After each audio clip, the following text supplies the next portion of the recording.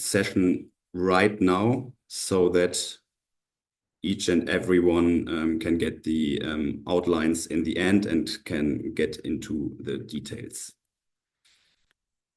Yeah, now that I started the records, and we finished the technical arrangements, I can officially welcome you once again. And now let's dive into the contents and start with an overview of the webinar that we are holding today.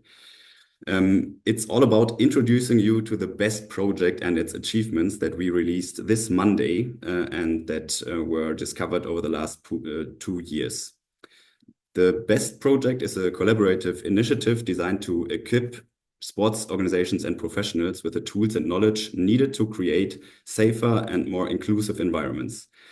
We will be diving into the resources developed by the project, which cover a range of topics essential for safeguarding in sports. But before we start with exploring the outcomes and toolkits that you already received with the press release and that we want to elaborate a little bit more in detail today, I want to lose a few words about the project partners involved. This project was made available and possible by the joint efforts of 7 partner organizations, each bringing unique expertise and perspectives to the project. So we as European Olympic Academies are the project coordinator, and we will be joined and have been supported by Ignites, Winsheim University, Rudi Hitti Academy, UEFA Foundation for Children, National Olympic Committee of the Netherlands, and the National Olympic Committee of Slovenia. Today, the speakers, as I already outlined in the invitation, will be Daniela and Andreja. And now it's my pleasure to introduce Andreja McQuarrie, which is one of the partners of this project and who has been instrumental in shaping its vision and bring it to life. Andreja is an Olympian with over 25 years of experience working within the Olympic movement. And she doesn't claim to be an expert, but safeguarding in sport is a cause close to her heart, and she has been a dedicated advocate promoting safe and positive environments in sport.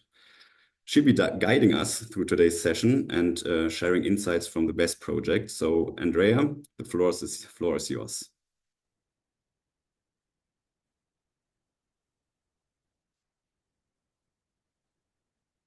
Andreja, you have to unmute yourself. Yep.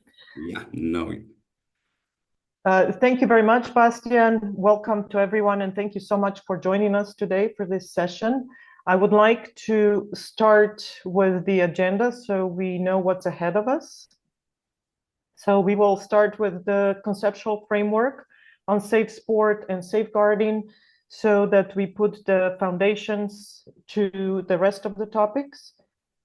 Which will be covering the legal framework, research and toolkit for sports organizations and sport event organizers. At the end, we will go into awareness and educational toolkits to show you what we have prepared for you that you can use yourself. And part of this would be also social media awareness campaign. And at the end, we will have questions and answers. So this is an overview for today. So with this, to warm us up, to put us in the frame of mind on safeguarding and safe sport, I invite you all to play a myth and fact game, so-called. It's kind of a real game, real life game. So let's go to the first one, Bastian. So is it a myth or a fact that safe sport is only relevant for sports perceived as physically risky?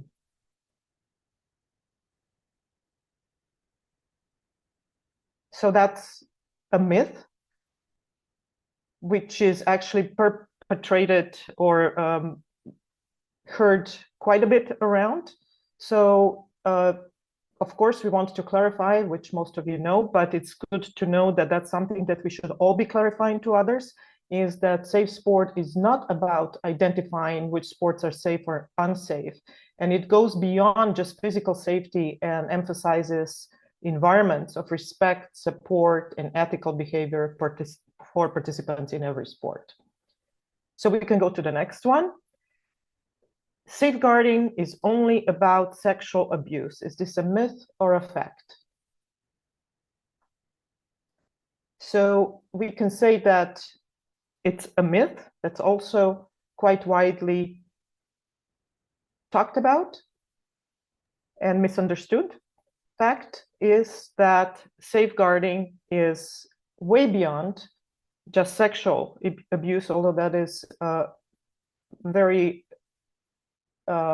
it's a big part of it, of course, but the safeguarding includes broader spectrum of transgressive behaviors, including physical, psychological, and sexual abuse, and goes along with harassment, neglect, exploitation, and all the other forms of defamation, discrimination, and so on. And all these forms often overlap.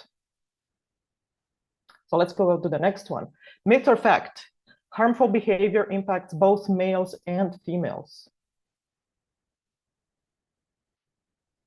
So we can look at the answer, which is it's a fact. It impacts both. However, it is mostly talked about as affecting. We can just move to the next one. It's mostly covering or talked about as it impacts females mainly. It's mainly talking about women. However, there are examples. Some research shows that there's some even higher rates of certain forms of abuse, including sexual abuse, that males are exposed to, not just athletes. So quickly, another myth or fact: coaches are the primary perpetrators. So we can move on. It's a myth, although most of the people consider it having the coaches being the primary perpetrators. The research shows that actually peers, athlete peers, are responsible for 45 to even 60% to even 80% of sexual harm in organized sports, and that verbal and physical abuse is more often inflicted by peers than by coaches. So with this, I'd like to move on to the conceptual framework, which is the foundation for all the work that we have been doing later on throughout the last 2 years. It puts in perspective what we are talking about, even when we're talking about safe sport and safeguarding. So we can go next. So quickly, which most of you probably already know by now, is the aim of the project BEST is to strengthen the foundation for European sports environment, to be free from transgressive behavior, and to support the rise of maturity of European sports organizations. So our goals have been to define what is transgressive behavior, to find a unifying term for this so that we can build on this common understanding and tackle the challenges that we face in advancing safeguarding. As part of that, we have completed assessment of organizations' safeguarding level, of operational and legal frameworks, let's go one back still, and to prepare various toolkits, also on the awareness of the safeguarding and safe sports for the use by sports organizations. So on our way, we have encountered or identified multiple challenges that actually hinder the progress of advancing safeguarding in sport.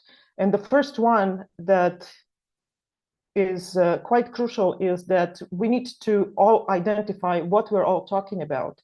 What is safeguarding? What is safe sport? Even the word safeguarding, this term is not really clearly understood by everybody. It also possesses a lot of other challenges, such as translation. It's not really translatable in many languages.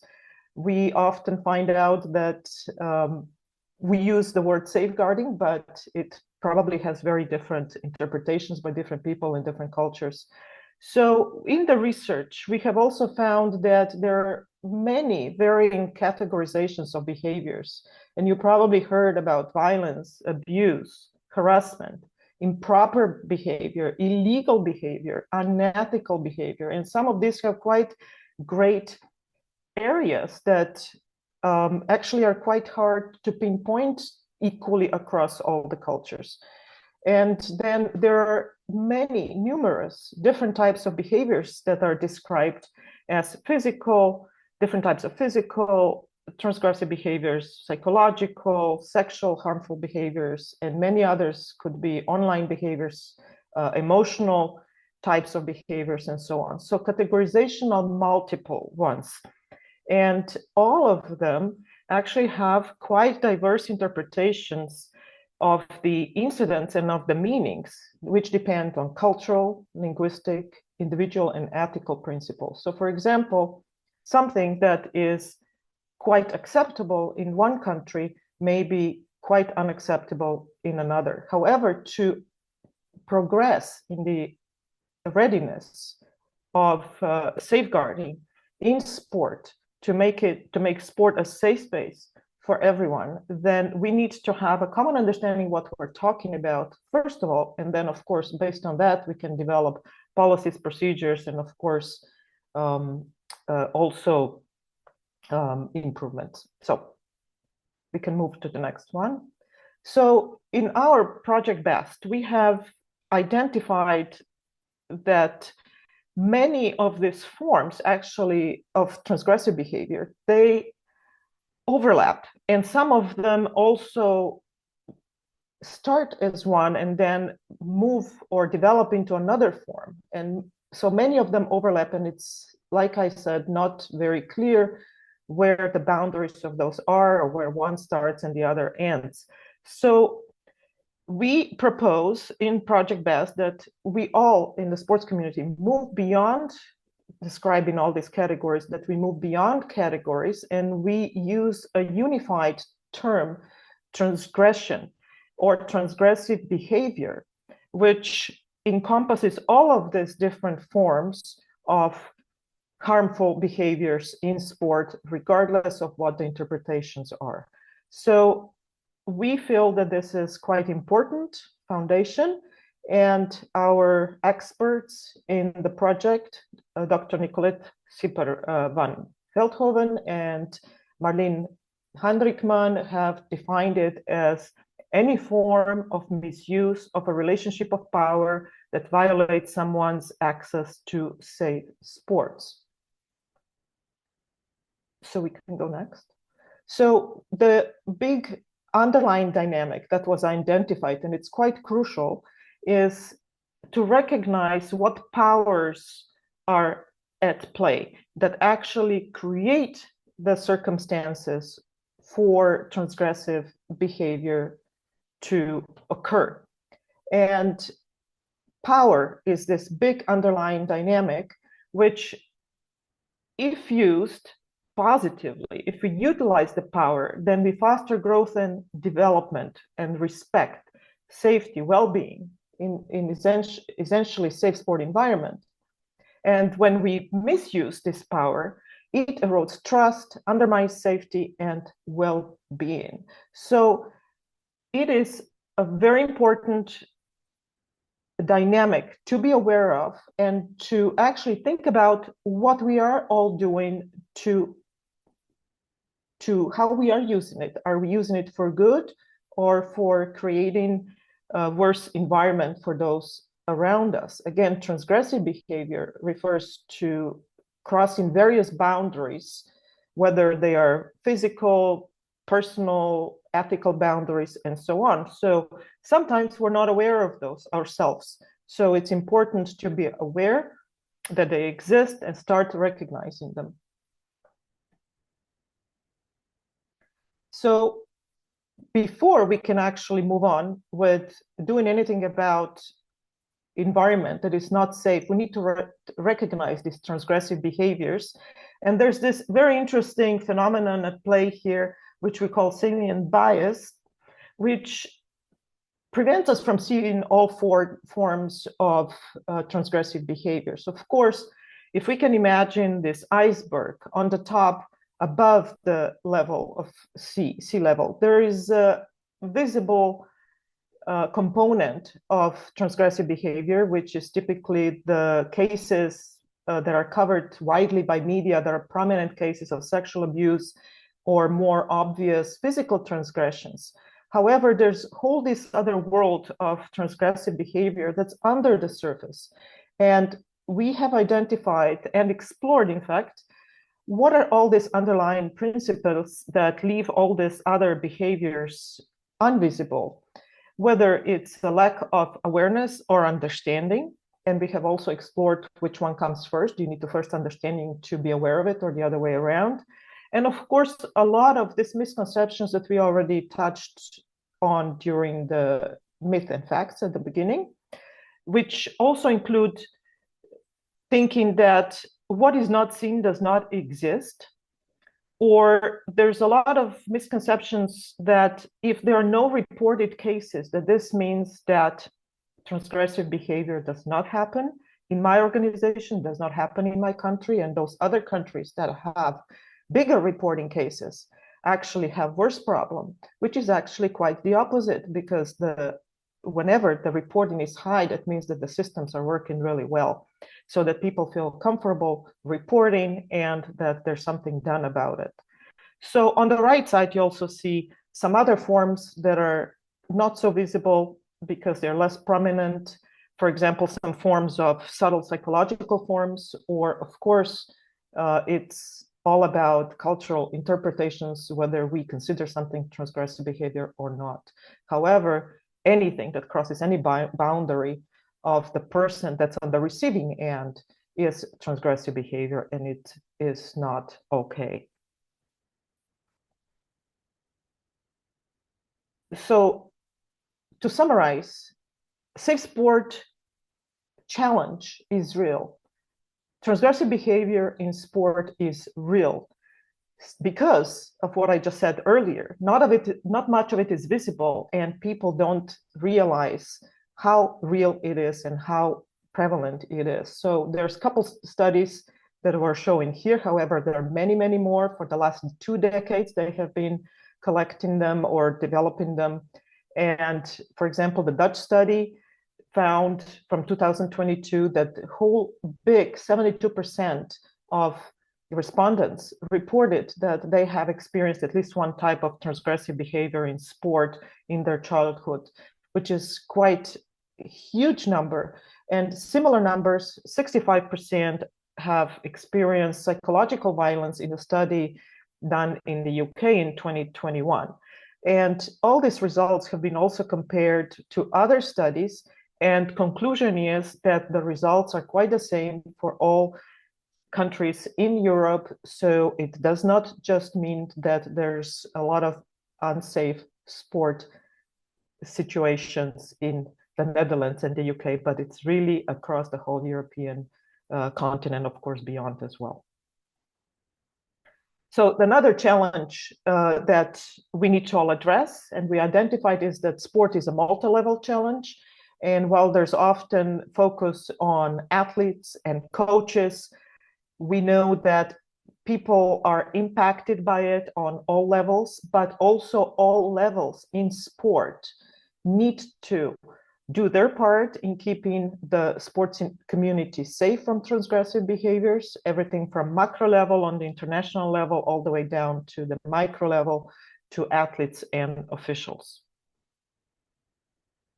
So as a fundamental principle, what needs to happen for all of us to make a difference, to have the sport safe, free of transgressive behavior, is that we need a culture change. So we identified that what needs to happen for the culture change to occur, we need to start listening, seeing, we need to focus on empowerment of people to speak up, we need to address power imbalances and think about how we ourselves are perpetuating them. And then we need to develop or recognize or agree, set new standards, have a collective commitment, and decide and recognize that we all have a shared responsibility. So thank you for this part. So I'd like to now take a moment to introduce Dr. Nicolette Schipper van Veldhoven, who was a leading expert for us on the academic part of the project and developed this conceptual framework with her colleagues as well. And she unfortunately is not able to join us. She was going to present this part herself because she had a family emergency. So we are actually choosing to show you some statements that she has recorded about what is so important about safe sport.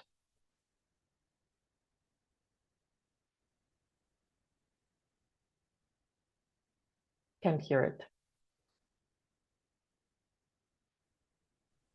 The sound needs to be on. Bastian, you need to unmute Sorry. your computer. I was muted. Let's start all over once again. I am Negreda Schipper van Veldhoven. I'm a professor at Windesheim University and the University of Twente in the Netherlands. And my research focus is on sports pedagogy as well as on sport risks and safety. Research shows that 75% of children in organized sports experience some form of transgressive behavior. 2/3 encounter psychological transgressive behavior, and 1 out of 5 faces sexual transgressive behavior. And certain groups, such as elite and handicapped athletes, are more at risk. Perpetrators may include teammates, coaches, physiotherapists, doctors, or even spectators. So it is a big problem within organized sport. Despite decades of policy efforts to reduce transgressive behavior in sports, the rates remain high. Addressing these issues is complex as they are influenced by cultural norms, social standards, and beliefs affecting all layers of the sports system. So a cultural change is needed. A cultural shift is essential. Leadership is needed in policy making, macro level, within sports clubs, meso level, and especially among coaches, micro level. Every stakeholder in organized sport has a responsibility to ensure a safe sports environment. To make sports a positive, growth-oriented experience that enhances performance, a safe sports environment is essential. So we need a rethinking of the system, but it happens in the whole of society, and we need it for the whole of society to rethink what we think is normal behavior. Famous football player within the Netherlands, Cruyff, and he had also had famous arguments. And he said, you only get to see it when you want to see it. If you go look for the things you want to see, you will see them. So persons who don't want to see that it's also happening in the sport, it's also happening in the sport clubs, will not look. They don't want to address the behavior. I'm a behavior scientist. I cannot change your behavior. You have to do that yourself. We can only guide you the way, but then you have to make that step yourself.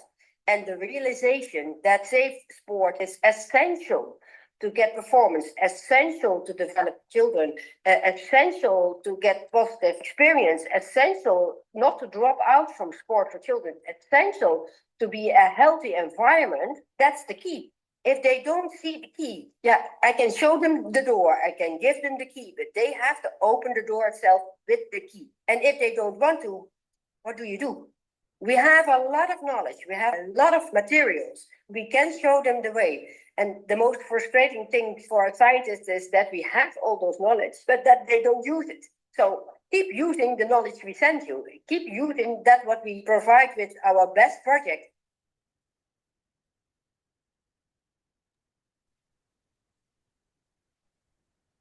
Thank you very much, Bastian. I'd like to just quickly say that Nicolette's been a published researcher. He is a published researcher and has worked in the safe sport research and risk in sports for over 2 decades. She's also working with the Netherlands Olympic Committee and with the Safe Sport Center in the Netherlands.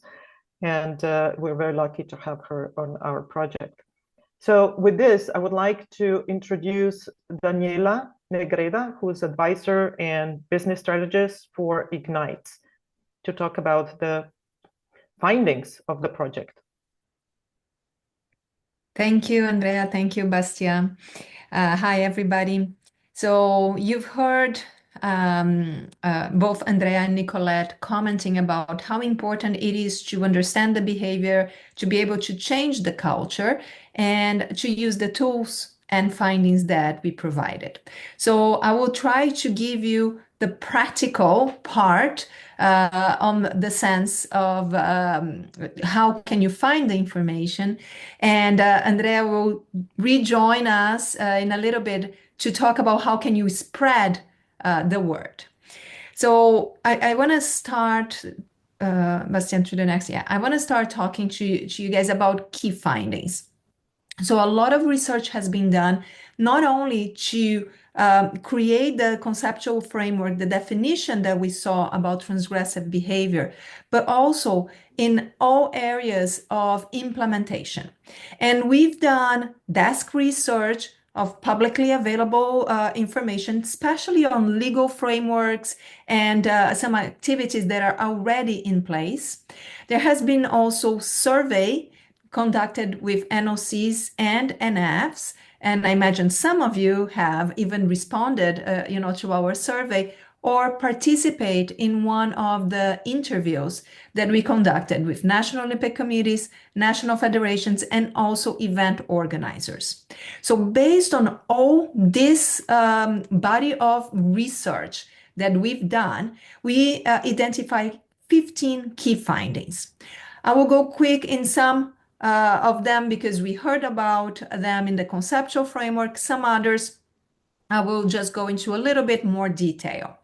But starting here with the key findings, it's really talking about the stage in which safeguarding is within the sport organizations in Europe. And actually, it's a really infancy stage. If we go to the next slide, we can actually see from the responses on the survey that there is a really small group that consider the safeguarding in place and effective. That's the blue one, which is only 11.8%. And you can still see that there is a considerable amount of people, if we get the pink, the orange, and the purple, that don't have safeguarding in place yet. So we can start to understand it's in its infancy, and that's okay. This is the reason why we have the BEST project, to assist you to move along the way. And we will talk about the tools in a second. So if we go to the second finding that we have, it's one of the main reasons for having the project BEST is try to create a less diverse framework. Today, there is a lack of uniformity, a lot of people doing different things. How can we try to create an order into the frameworks, into what needs to be done, or even in some cases, providing new tools that you can copy and paste and start working in events, for instance. Okay, so this has been identified across all the research. The third one that we have here, Andrea talked a lot about it, the terminology confusion, and that we address that with the conceptual framework and the new definition on the transgressive behavior. The next one, it's the underestimated need for safeguarding. Andrea also mentioned about it, when you look at the iceberg, a lot of people believe that it's not happening. And during surveys, we heard some, of the sport managers talk about, oh, this type of behavior do not happen in our country. Or, our sport is like a family. So as a family, we don't misbehave. And we are all very familiar of all the cases that we see in the media of families, perpetuating transgressive behaviors, not only in sports. So we know that it's necessary, and we just need to create this awareness. Moving to the next one, this is something that I believe every single one of you participating will agree with me, which is lack of funds.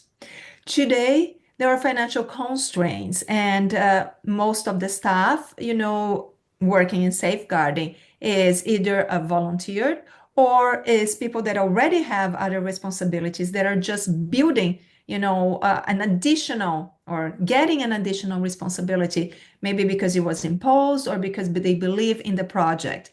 And that, when you look into how overloaded we all are in the sport industry, it can cause some difficulties in implementation. So that has been a key finding across all types of organizations. Moving on, it does not help that the people don't have time, especially if they don't have the necessary education and the skills. So even though you might be passionate or you've got the project imposed on your workload, if you don't have the basis to understand what we are talking about, understand what are the needs, get the right skill sets in place, it will be hard to change the culture because we need these multipliers with certain skill sets to assist us to get the message across and to really make the movement. It's like a ripple effect. The more we start talking about, the better people are understanding it. They will see the need and the organizations will be able to implement. Moving on, online transgressive behavior. So every time that we hear about transgressive behavior, the first thing that comes to mind is that, okay, it's happening coach to athlete, and it's happening on the physical space, right? And the third part that also people think is that, oh, it's sexual abuse or sexual harassment. And we saw, from a lot of the studies that it's not the case. It happens in every single direction, right? Peer-to-peer, even from an athlete, maybe harassing a coach, as an example. We also see that it happens in the physical space, but also online. And the online transgressive behavior is growing, and it's growing considerably. First, because you actually have now access, right, to internet pretty much at 100%, of penetration in all countries around the world. But there is the anonymity factor. People, stand behind a screen. People can create a fake profile. And with that, they feel that what they are doing is okay. And with the betting sites increasing, we see not only athletes, at risk, but other groups, other stakeholders, such as officials, really being targeted online with, this growth on betting sites. And one of the things that we discovered here on online, and it's just to put into perspective, people sometimes commit a transgressive behavior even when people are doing good things. And the example that I bring here is that the peak of online transgressive behavior during the Qatar 2022 World Cup, Football World Cup, was against Mbappe. And it was a huge peak, right? There is a organization, Signify, who manages the information. And what actually was the pick had nothing to do with finals or with a bad behavior from the player. It was actually the opposite. The Mbappe had received even live threats online because after France eliminate Morocco, he actually went to console one of the PSG teammates who played in the Moroccan team. So he went to console Hakim, and the internet just exploded with it. And there were a lot of abuse, harassment, live threats committed in the online space. And those things can truly impact an athlete.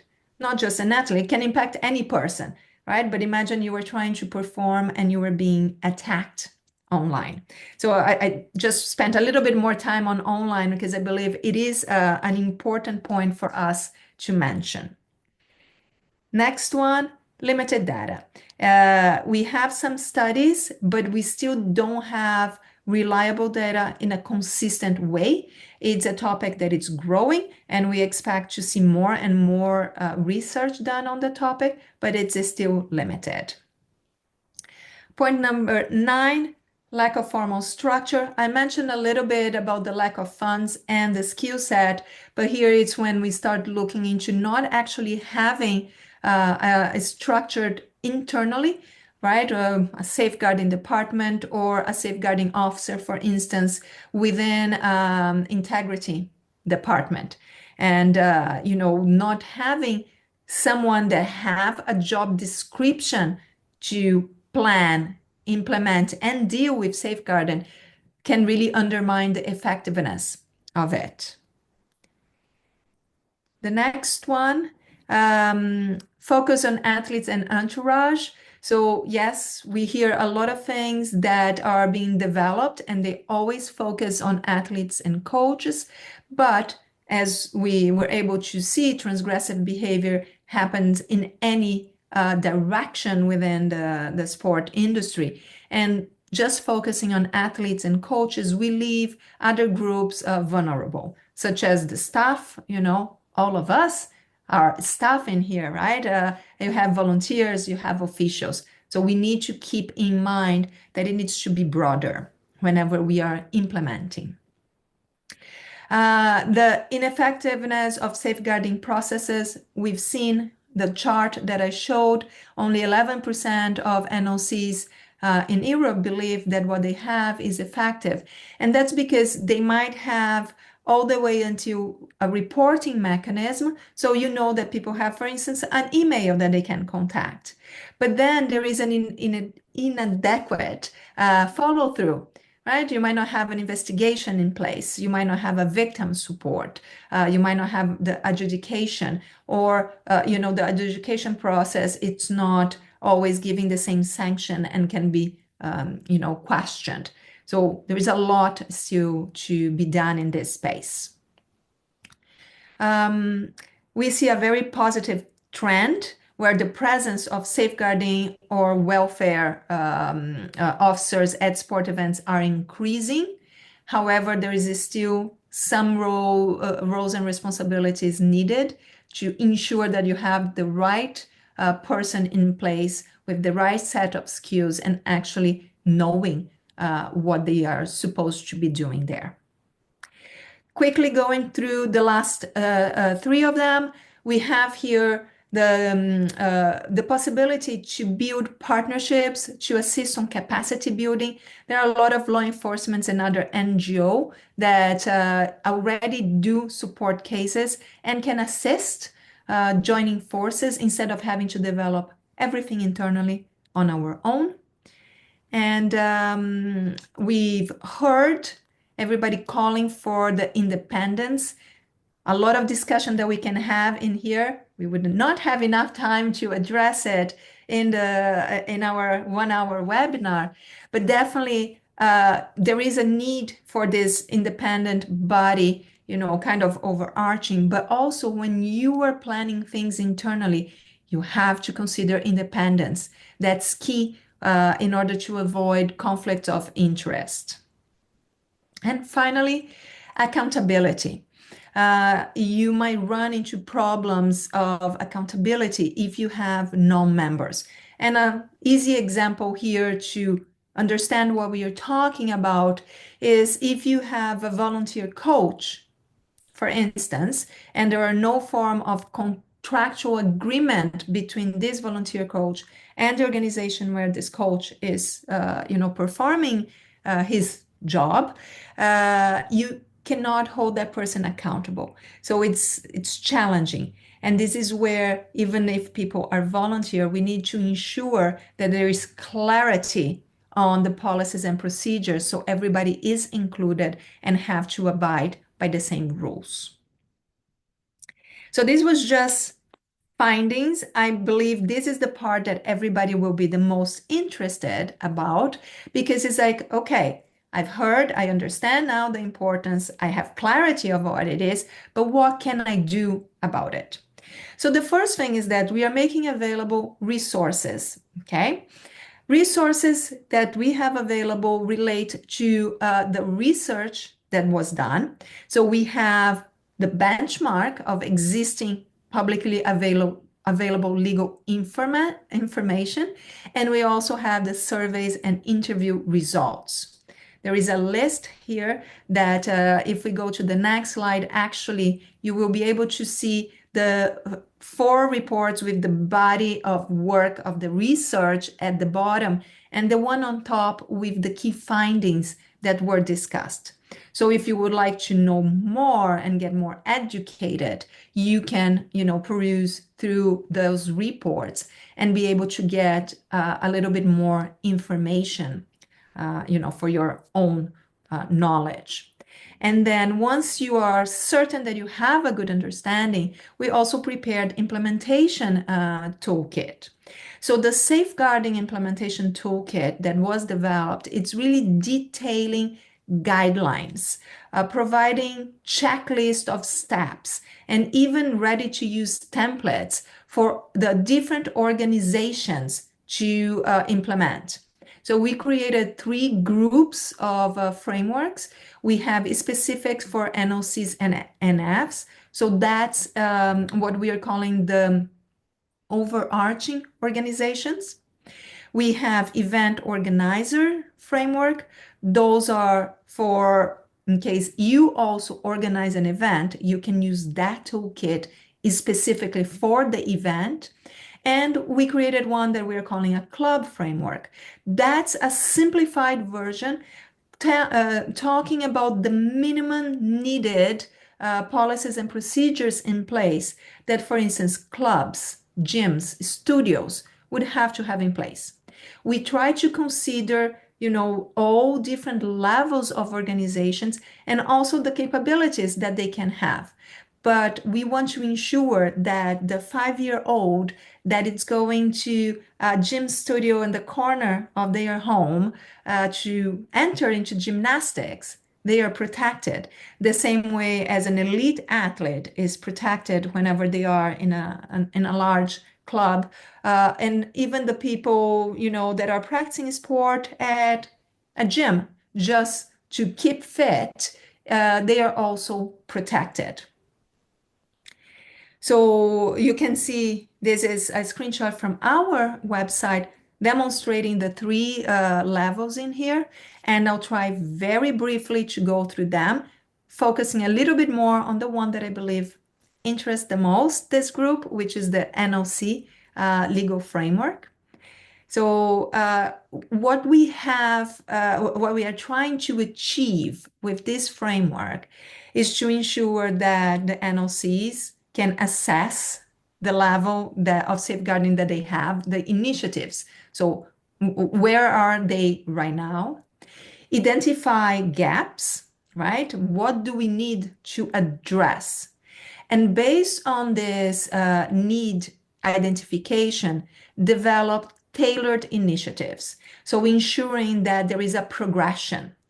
So it's actually a journey, and that's how this document has been designed. So Bastian, the next one.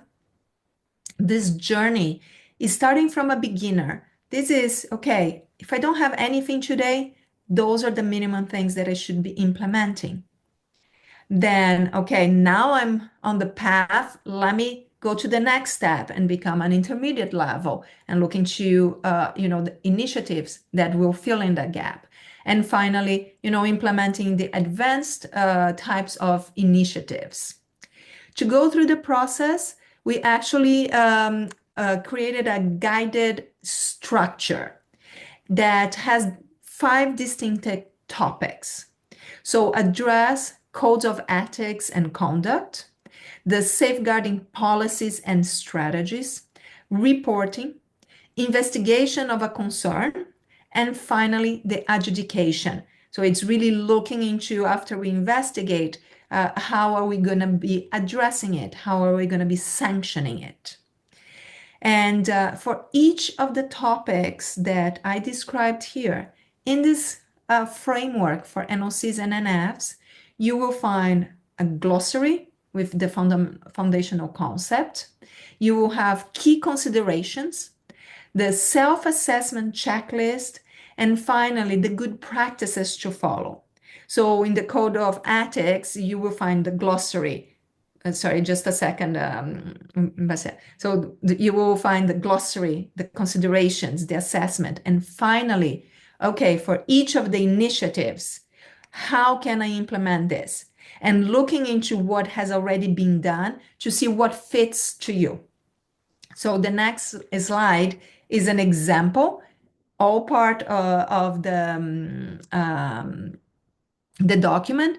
So you will have a topic, and this topic will be describing the beginning initiatives with the examples. This is the benchmark, and you can self-assess in here. You have the IP, PM, NM. You see at the bottom the glossary. So IP means it's in place. So the activity at the beginning level that will be described is in place. You check. It might be partially met, or it might be not met. And this way, you just check where you stand. And you identify it's partially met, but that's enough for us. We can stop in here. You can even make a comment why it's that reason. Or you might realize that on the intermediate level, the activity is still on the not met, but you need to actually address that. So you can, on the link, go and see all the best practices, select the one that actually is relevant for you, and implement. Okay. Before we go to the event organizers, do we have a second to show just the report, Bastian? Because I think this is really what matters to this group.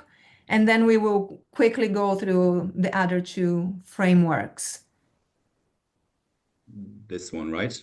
Yes. So this is a live example of the checklist that I put in there. So yeah, just leave it there for a second. If I get the beginning on the code of ethics and conduct, it talks about having, a code of conducts that cover key topics, relevant procedures. And once you click on the link, in here, it will actually take you in here to different examples, okay, for you to look and say, yes, this example from the French Olympic Committee is what fits mine, and I can then develop based on them. Okay. So if we move on to the next one, which is the event organizer framework, which I believe that many organizations in here are also, on top of being overarch organization, many of you do organize your own events. This framework was developed to harmonize rules, provide specific templates and actionable items, clarify roles, responsibilities, and dedicated resource, and finally provide any complementary standards to already existing regulatory frameworks. It's a report divided in 4 parts. We start with a checklist, kind of what we've seen from the NOCs, just to understand the different stages and tasks. So it's something that you can progress throughout the process of implementing it. The second part brings you operational templates and for events, meaning you will have, for instance, roles and responsibilities of a safeguarding officer. It will show you, for instance, how to do a contact form, or if you implement safe recruiting form, how should that look like? So you can already get a lot of the information that it's in there and place it on your policies. So you don't need to develop those things. The third and probably the most important part of this document is the legal framework events. This is a full policy, legally described in details, ready to use. It includes the definitions, burden and standards proof, has the confidentiality, anonymity, many different areas. It's a ready to use document where you just need to define, okay, I'm going to do all of this, or maybe this area I won't do it all and I delete. So it will save you a lot of time to use this legal framework for your implementation. And finally, The Part D is all about investigative guidance and, of course, provide the templates. So in here is, for instance, if you do have a case that you need to investigate, what would be the guidance for you to have for the interviews? What are documents that you need to have those people that you are interviewing in an investigation signing, right? And the written declaration, for instance, and the criteria. So it's really providing you with ready-to-use materials. We can quickly see just two of the forms that we have here. They are inside this document, but also you can quickly click to download the template, and you have that in a Word document for you to use. And the final one, I know I'm running long here, just for club, gyms, studio framework. As I mentioned, it's a smaller version to be practical. It really to assist the clubs to assess their level, identify gaps, and also develop tailored initiatives for their own progress, but in the scale in relation to their size. And the topics discussed are safeguarding policy, code of conduct, risk management, safe recruitment, privacy, and personal data. Okay, so the next page is just a quick example of it. It more likely, this document you would be disseminating, assisting, clubs, gyms, and studios within your country to start using those policies and procedures. But the one that you will probably use the most is the first one, which is the overarching policy. And if you have events, the second one for event organizers. This concludes my part. I will send it back to Andreja. Thank you, Daniela. Yes, I know that we could talk about this for days. We did actually for 2 years. So hopefully we'll do some more of webinars and discussions on this, because the topic is vast. So moving on quickly to awareness and education toolkits. Daniela has already covered the framework toolkit, which is extremely useful and hands-on. And I wish this kind of stuff was available to me in the past as well. Leading grassroots organizations is extremely useful, as well as for the all other sizes of organizations. So we're talking about the education toolkit and awareness toolkit. They are all available. All of these materials are available on the website, and I really invite you to look at them.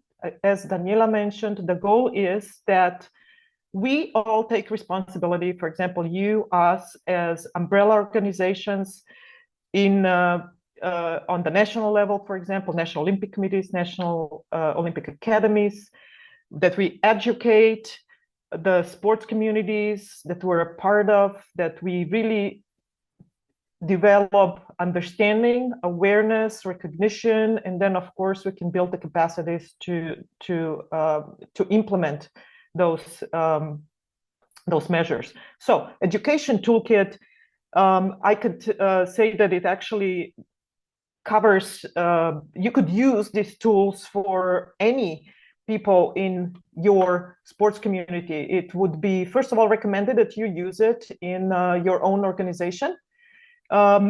First of all, to learn for yourself. You have a lot of information there just as a basic for your own learning, and then to share it within your sport organization, and then find ways to share this knowledge and awareness with athletes, coaches and staff, officials, medical and support personnel, volunteers, board members and leadership of various organizations, even parents and guardians. So there's a lot of materials here that you can use in your own way to put together the best campaign or educational courses, for example, if you wish. So in this part, it includes also position papers, for example, and just one pager, very simple, at a glance, what is safeguarding in sport, that you can use yourself or for anybody that's new to the topic.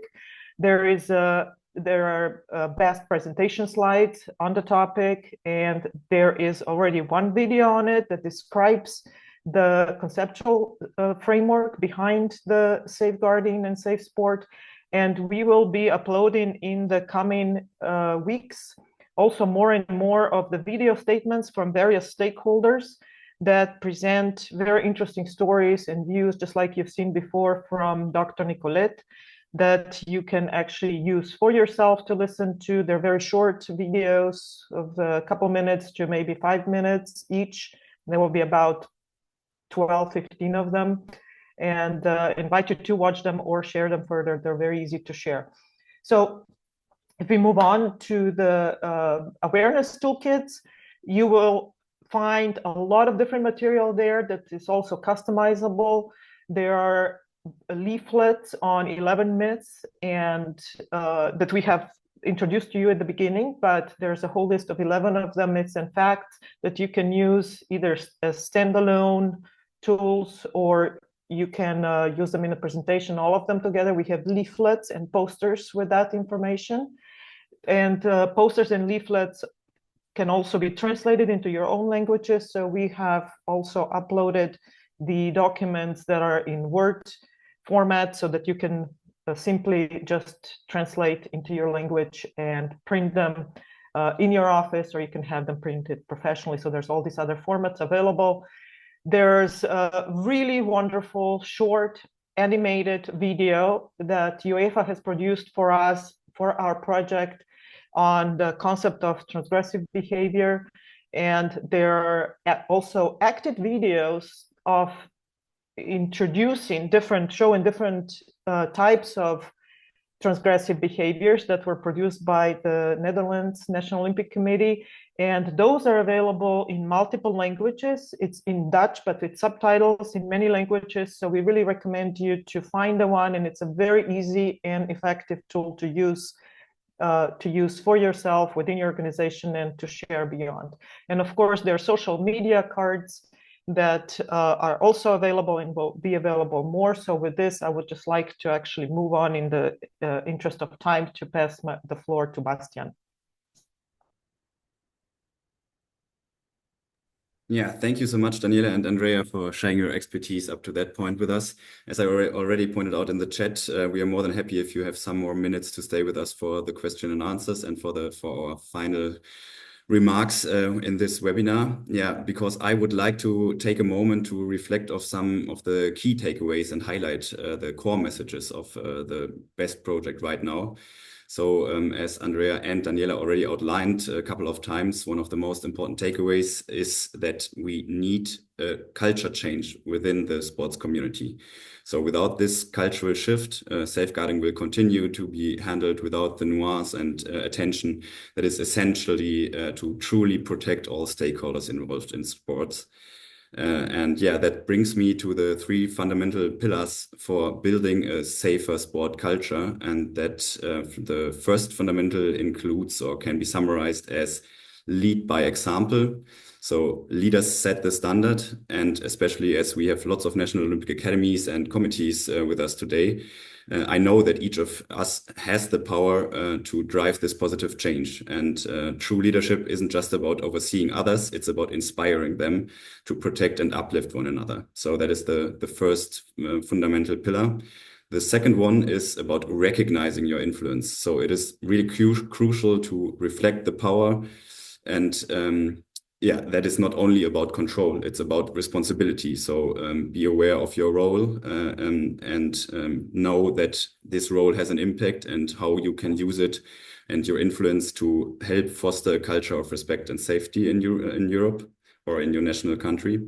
And last but not least, it is of huge importance to walk the talk. So we repeatedly stress that sports safety begins with all of us. And our actions should align with our words, creating an environment where everyone feels secure and supported. When we prioritize safe practices in everything we do, we set a strong and trustworthy example.